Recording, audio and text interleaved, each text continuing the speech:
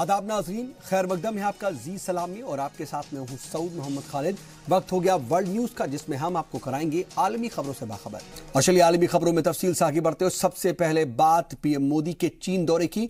चीन के शहर किंगदाओ में आज से 2 रोजा संघाई ताउन तंजीम का सालाना सरबराही इजलास शुरू हुआ। गुज़िश्ता साल 6 रुकनी सिक्योरिटी ब्लॉक में हिंदुस्तान और पाकिस्तान को शामिल किया गया था। जराये के मुताबिक शंघाई ताउन कॉन्फ्रेंस में इलाकाई सिक्योरिटी और दहशतगर्दी के मुद्दे पर खास तौर पर बातचीत की जाएगी।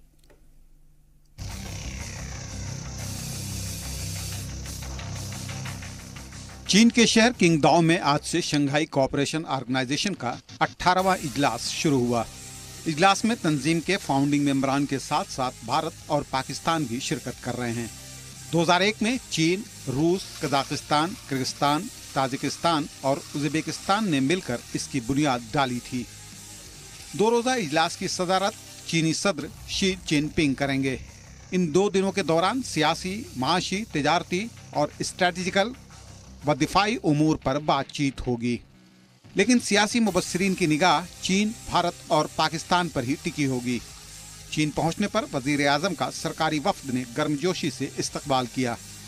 वाज़ेह हो कि हिंदुस्तान और पाकिस्तान को 2017 में शंघाई कोऑपरेशन ऑर्गेनाइजेशन का मुस्तकिल मेंबर नामजद किया गया। मुकम्मल रुकनियत हासिल करने के बाद दोनों ममालिक पहली दफा SCO में शामिल हो रहे हैं। वज़ीर आज़म बनने के बाद नरेंद्र मोदी 5वीं दफा चीन के दौरे पर हैं। दौरे के दौरान वज़ीर आज़म और चीनी सदर शी जिनपिंग के दरमियान 2 तरफा बातचीत भी होगी। खबरों के मुताबिक मीटिंग के दौरान 1 माह कबल वुहान में लिए गए फैसलों का जायजा लिया जाएगा। किंगदाओ में हिंद व पाक दोनों ममालिक के लीडरान मौजूद होंगे, लेकिन दोनों के दरमियान बातचीत होगी या नहीं इसका इल्म नहीं हो सका है। आपको बता दें कि शंघाई कोऑपरेशन ऑर्गेनाइजेशन यूरेशिया का सियासी, माशी और दिफाई इदारा है। मगरबी मीडिया इसे नाटो का जवाब मानता है, लेकिन SCO का कहना है कि इलाके को दहशतगर्दी, अलहदगी और शिद्दत पसंदी के खतरात से पाक करने के लिए इसे कायम किया गया है। ब्यूरो रिपोर्ट, जी सलाम। और इधर शंघाई ताउन तंजीम में अफगानिस्तान के सदर अशरफ गनी भी शामिल होंगे। और हालिया बरसों में अफगानिस्तान की अगर बात की जाए तो हालिया बरसों में अफगानिस्तान ने SCO के जेर निगरान सरगर्मियों में बढ़ चढ़ करके हिस्सा लिया है। वाज़ेह हो कि 2009 से लेकर के अब तक अफगानिस्तान मसले को लेकर के नायब वज़रा सतह की 5 और वजारती सतह की 1 कॉन्फ्रेंस का एहतमाम भी कर चुका है। 2012 में अफगानिस्तान को शंघाई कोऑपरेशन ऑर्गेनाइजेशन को उसके 4 मुशाहिदीन ममालिक में शामिल किया गया। अफगानिस्तान के अलावा ईरान, बेलारूस और मंगोलिया भी SCO के ऑब्जर्वर ममालिक में शामिल हैं।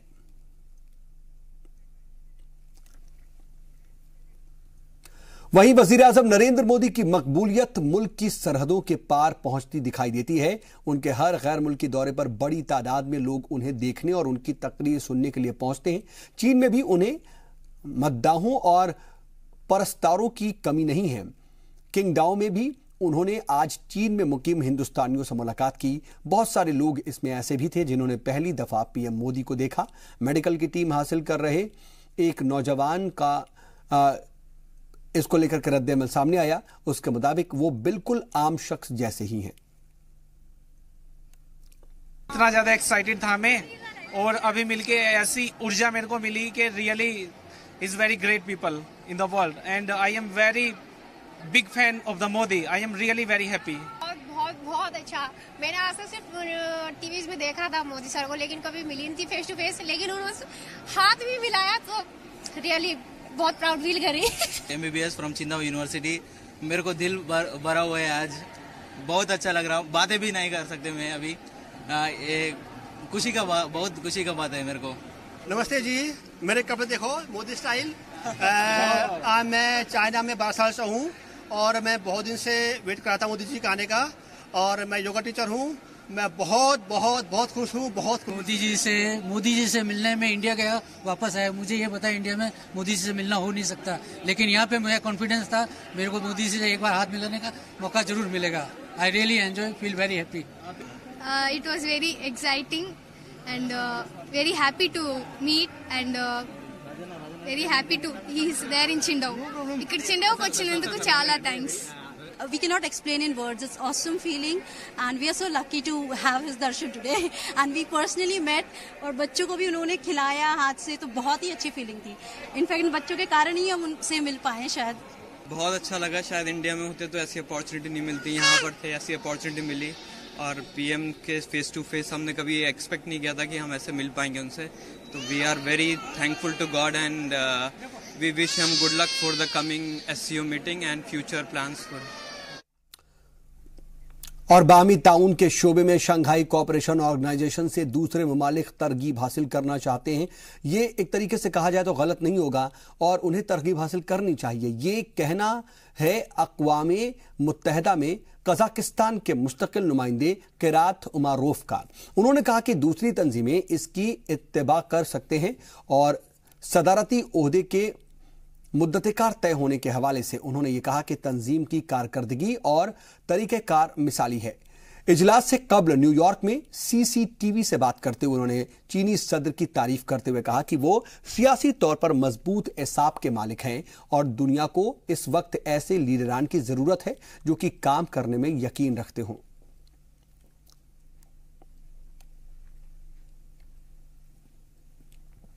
तो एक तरीके से इसकी तारीफ हो रही है शंघाई कोऑपरेशन ऑर्गेनाइजेशन की और जिस तरीके से वहां पर सरगर्मियां हैं उससे दूसरों को भी तरगीब हासिल करनी चाहिए. बाकायदा इस तरह की बात सामने आई.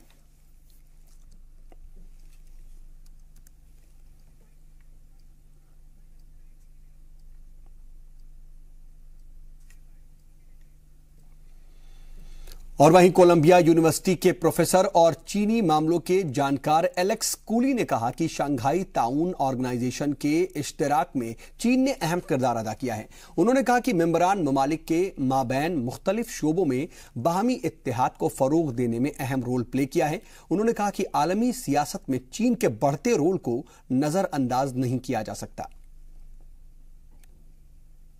My sense is this year the focus itself is back on China. That is, over the last 6 years since we last had the summit in Beijing, we've had the announcement of the Belt and Road Initiative. We've had the announcement and the foundation of these new regional financial organizations like the Asian Infrastructure Investment Bank. And so China as a driver of Eurasian integration is very much in the spotlight right now. और SCO में जो भी सरगर्मियां देखी जा रही हैं और भारत का जो ताउन है और वहां पर जो शमूलियत भारत की नजर आ रही है वो किस तरीके से अहमियत के हामिल है, इस पर बातचीत के लिए हमारे साथ साबिक सफीर लखनलाल मेहरोत्रा साहब फोन लाइन के जरिए जुड़ चुके हैं. लखन सर, बहुत इस्तकबाल आपका जी सलाम पर. सर, क्या आप तक आवाज अब पहुंच पा रही है? आपकी आवाज सुन पा रहा हूं. जी लखन सर, आप सबसे पहले तो ये जानना चाहूंगा कि जो एससीओ में हिंदुस्तान की शमूलियत है इसकी अगर हम इंटरनेशनल लेवल पर देखें तो पॉलिटिकल अहमियत क्या है? देखिए, पहली बार हिंदुस्तान एससीओ का फुल मेंबर होकर जा रहा है. और अगर आप पूरे नक्शे को देखें एशिया के, तो जो ऊपर उभरती हुई वहां की ताकतें हैं वो चीन और हिंदुस्तान हैं, जो कि काफी उभर के आ रही हैं अपनी इकोनॉमी में भी, मिलिट्री पावर में भी, पॉलिटिकल क्लाउट में भी. एंड और जो इन्वेस्टमेंट क्लाइमेट है उनकी, उसको देखते हुए उन दुनिया के नक्शे पे अब वो थोड़ा हावी होने लग गए हैं. और ये बहुत एक पिछले 50 साल के अंदर ये नक्शा बिल्कुल बदल गया. और जैसा नेहरू जी ने कहा था कि एशिया ही उभर करके आएगा और वो आगे जाकर के दुनिया में सिर्फ 4 बड़ी ताकतें होंगी, चीन, हिंदुस्तान, रूस और अमेरिका. तो वो बात सामने नजर आ रही है अब धीरे धीरे. और मैं ये सोचता हूँ कि ये जो एससीओ है ये अब दूसरी जो जैसे G7 है जी, आज एक तरफ तो G7 टूट रही है थोड़ी, क्योंकि अमेरिका एक तरफ जा रहा, प्रोटेक्शनिज्म हो रहा है, टैरिफ लगा रहे हैं, यूरोप के देश उनसे नाराज हैं, वो कह रहे हैं कि G7 की बजाय G6 बना लो. और दूसरी तरफ एशिया में ये आवाज उठ रही है कि रूस और चीन और भारत और एशिया के और दूसरे देश मिलके और दुनिया की जो नक्शा है पॉलिटिकल, इकोनॉमिक, सोशल, कल्चरल, उसको बदल दें। और जिन लोगों ने अभी आज तक डोमिनेट किया है वर्ल्ड सीन को, उसकी बजाय ये ताकतें आगे बढ़ के उसको डोमिनेट करने की कोशिश में तो हो ना हो, लेकिन शक्ल बदल रही है। ठीक है, लेकिन सर अगर हम एक तरफ देखें एससीओ की अहमियत, तो ये बहुत ज्यादा बढ़ जाती, क्योंकि कहीं ना कहीं ये कोशिश मानी जा रही कि अमेरिका के खिलाफ जो है एक तरीके से एक फ्रंट तैयार किया जाए। अगर इस लिहाज से देखें तो जो वहां पर इस वक्त सरगर्मी देखने को मिल रही है, क्या वो वाकई बहुत अहमियत वाली है और अमेरिका को इससे कहीं ना कहीं आने वाले वक्त में थोड़ा खतरा हो सकता है? नहीं, देखिए, खतरे की बात तो मैं नहीं करूंगा, लेकिन चूंकि अब हिंदुस्तान जैसा देश जो है जी, वो हमारी कोशिश ये नहीं है कि हम अमेरिका के खिलाफ खड़े हों। बेशक पुतिन और चीन, रूस और चाइना, शी और पुतिन जो हैं, वो ये दोनों शी और पुतिन तो मिलकर ये चाहते हैं कि हम अमेरिका को नीचा दिखाएं, लेकिन भारत की नजर ऐसी नहीं है। हम तो ये चाहते हैं कि हमारे रिश्ते अमेरिका से भी अच्छे हों, बेशक रूस से भी अच्छे हों और चीन से भी अच्छे हों, लेकिन एशिया के नक्शे पे देखते हुए हमारा जो साथ है और जो हमारी स्ट्रेटेजिक पार्टनरशिप यहाँ की है, वो रूस और चीन से बनती है। क्योंकि अमेरिका और हमारे बीच में एक तरफ अटलांटिक है, दूसरी तरफ पैसिफिक है, तो वो अभी भी दूर का देश है। वैसे हम दोनों एक दूसरे के काफी नजदीक आ रहे हैं और आने भी चाहिए, लेकिन ज्योग्राफिकली जो इक्वेशन बनती है वो एशिया के देशों में इन तीन ही देशों की साथ रहने की बनती है।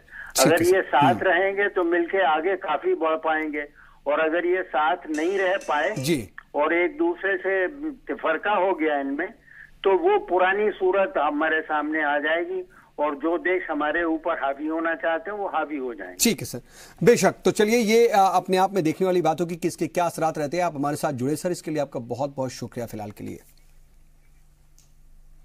चलिए, वक्त एक छोटे से ब्रेक का, जल्द होते हैं हाजिर।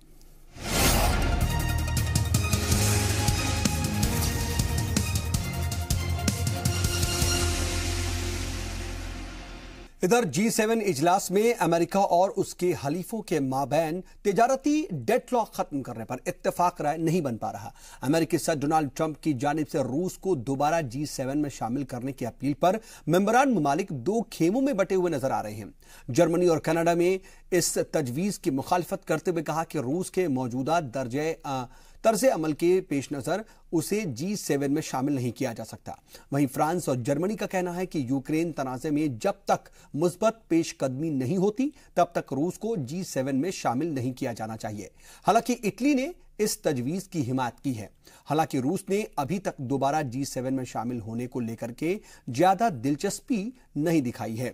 वाज़ेह हो कि इससे कबल ईरान के जौहरी प्रोग्राम को लेकर के भी ट्रंप इंतजामिया और यूरोपियन ममालिक के दरमियान इख्तलाफ पैदा हो गए थे। बाहमी तिजारत के शोबे में भी अमेरिका पॉलिसी को लेकर के हलीफ ममालिक ने तहफुजात का इजहार किया है। कनाडा, फ्रांस और दीगर ममालिक एल्युमिनियम और स्टील मसनूआत पर टैक्स लगाने के फैसले की मुखालफत करते हुए जवाबी कार्रवाई की धमकी दे रहे थे। तो G7 की बात जो है वो कही जा रही थी कि G7 कहीं ना कहीं टूट रहा है। G6 की बात हो रही है। हालांकि अमेरिका ये कह रहा था कि G8 किया जाए इसको दोबारा से और रूस को दोबारा इसमें शामिल किया जाए, लेकिन इसके जो हरीफ ममालिक हैं वो कहीं ना कहीं इसको लेकर के नाराजगी जाहिर कर रहे हैं और साफ तौर पर कह रहे हैं कि रूस को फिलहाल कम से कम G7 में शामिल नहीं किया जाना चाहिए। इसको लेकर के उसके हलीफों के माबैन तिजारती डेडलॉक खत्म करने पर इत्तेफाक राय नहीं बन पा रही और डोनाल्ड ट्रंप की जानिब से रूस को जो दोबारा G7 में शामिल करने की अपील की गई उस पर मेंबरान ममालिक दो खेमों में बटे नजर आ रहे हैं। जर्मनी और कनाडा ने इस तजवीज की मुखालफत की और रूस के मौजूदा तर्ज अमल के पेश नजर उसे G7 में शामिल नहीं किया जा सकता ये बात कही। लेकिन इधर फ्रांस और जर्मनी का यह कहना है कि यूक्रेन तनाजे में जब तक मुस्बत पेशकदमी नहीं होती तब तक इसको G7 में शामिल नहीं किया जाना चाहिए। इन सब के बीच इटली ने जरूर इस तजवीज की हिमायत की। हालांकि रूस ने अभी तक दोबारा से G7 में शामिल होने को लेकर के ज्यादा दिलचस्पी जाहिर की नहीं है। वाज़ेह हो कि इससे कबल ही ईरान के जौहरी प्रोग्राम को लेकर के भी ट्रंप इंतजामिया और यूरोपियन ममालिक के दरमियान इख्तलाफ नजर आ रहे थे। बाहमी तजारत के शोबे में भी अमेरिकी पॉलिसी को लेकर के हलीफ ममालिक ने तहफ़्फ़ुज़ात का इजहार किया था। कनाडा, फ्रांस और दीगर ममालिक एल्युमिनियम और स्टील मसनूआत पर टैक्स लगाने के फैसले की मुखालिफत करते हुए जवाबी कार्रवाई की भी धमकी दे चुके हैं। अब ये देखना होगा कि इस पूरे मामले पर ये जो सूरत हाल पैदा हो रही है आगे क्या कुछ होता है, क्योंकि अमेरिका कहीं ना कहीं कुछ मामलात में अलग थलग पड़ रहा है और अगर अमेरिका की ये सूरत बन रही है तो कहीं ना कहीं जो दूसरे उसके हरीफ ममालिक हैं वो अगर उसका साथ नहीं देंगे तो ये अमेरिका के लिए वाकई आने वाले वक्त में परेशानी की बात है। देखना होगा कि अमेरिका इस सूरत हाल से कैसे निपटता है।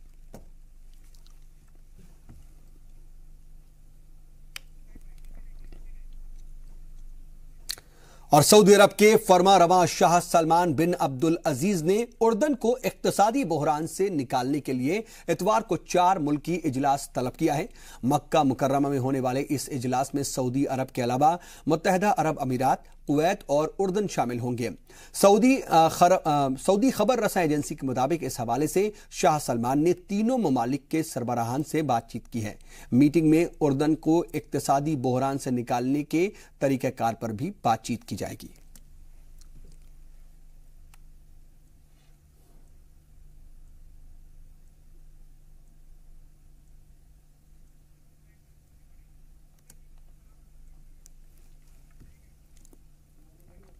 और अमेरिकी सदर डोनाल्ड ट्रंप ने कहा है कि तारीख की अजीम एथलीट और आलमी शोहरत याफ्ता बॉक्सर मरहूम मोहम्मद अली के खिलाफ अभी तक चल रहे तमाम जो मुकदमात हैं उनको खत्म करने पर गौर किया जा रहा है। हालांकि उनके केसेस की पैरवी करने वाली उनके वकील रोन ट्रेवेल ने कहा कि मरहूम मोहम्मद अली को माफी देने की अब कोई जरूरत नहीं रह गई है। G7 की मीटिंग के लिए कनाडा रवाना होने से कबल ही ट्रंप ने यह कहा कि मोहम्मद अली के साथ साथ उन लोगों को माफी देने पर गौर किया जा रहा है जिन्हें गैर मुनसिफाना मुकदमात में फंसाया गया है। वाज़ेह हो कि 1967 में वियतनाम के खिलाफ जंग में शामिल होने से इनकार करने पर अमेरिकी अदालत ने उनका पासपोर्ट जब्त करते हुए 5 साल की कैद और जुर्माने की सजा सुनाई थी। सजा की पादाश में उनका आलमी खिताब भी छीन लिया गया था और बॉक्सिंग मुकाबले पर पाबंदी आयद कर दी गई थी, लेकिन 1971 में अदालत ने तमाम सजाओं पर रोक लगा दी थी।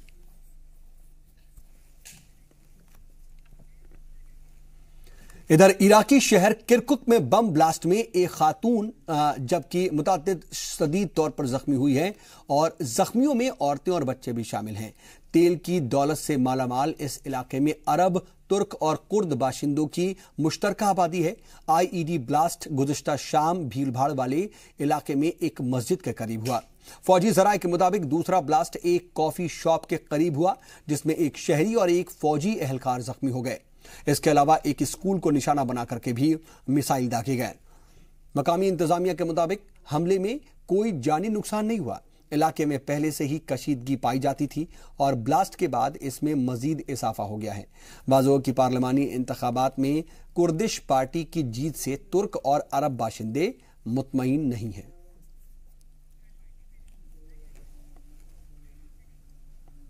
और वक्त एक और छोटे से ब्रेक का, जल्द होते हैं यहां से।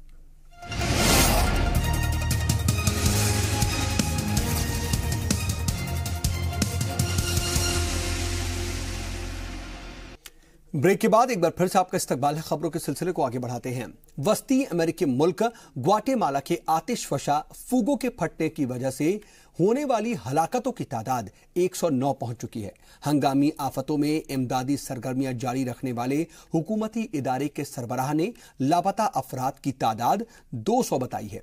राहत और बचाव काम के लगे वाली जो तमाम कारकुनान हैं उन्होंने आतिशफशा की चपेट में आए गांवों में अब तलाशी मुहिम बंद कर दी है। तलाशी मुहिम के बंद होने के बाद मकामी लोग अपने अपने लोगों को खुद खोजने को मजबूर हैं। महलूकीन की आखिरी रसूमात अदा की जा रही है। उधर आतिशफशा के करीब व जवार में 7 बस्तियों को खाली करा लिया गया है। जराये के मुताबिक आतिशफशा से निकल रही राख और धुआं करीब 8 किलोमीटर से ज्यादा एरिया में फैल गया है और जिससे लोगों को भी काफी परेशानियों का सामना करना पड़ रहा है। बता दें कि यह आतिशफशा कई रोज से सरगर्म है और इसकी वजह से अब तक 109 लोगों की मौत हो चुकी है, जो कि अपने आप में बड़ी बात है।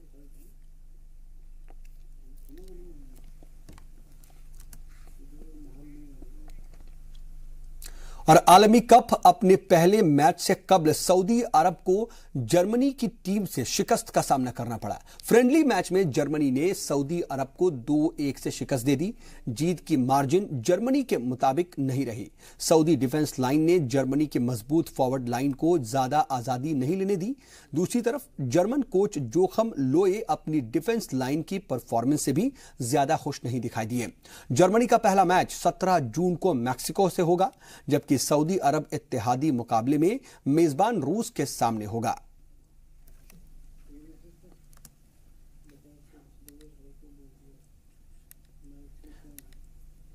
बता दें आपको कि सऊदी को एक तरह से कामयाबी हासिल हुई है और सऊदी ने इस पूरे आलमी कप के अपने पहले मैच में जो है एक तरह से पहले मैच से पहले फ्रेंडली मैच हुआ।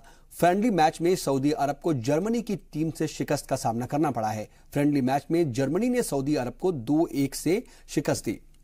जीत की मार्जिन जर्मनी के मुताबिक हालांकि नहीं रही। उसे उम्मीद थी कि सऊदी अरब को वो आसानी से हरा देगा, लेकिन ऐसा हुआ नहीं। सऊदी डिफेंस लाइन ने जर्मनी की मजबूत फॉरवर्ड लाइन को ज्यादा आजादी लेने नहीं दी। दूसरी तरफ जर्मन कोच जोखम लोए अपनी डिफेंस लाइन की परफॉर्मेंस से भी ज्यादा खुश दिखाई नहीं दिए। जर्मनी का पहला मैच 17 जून को मैक्सिको से खेला जाएगा, जबकि सऊदी अरब इत्तेहादी मुकाबले में मेजबान रूस के सामने होगा।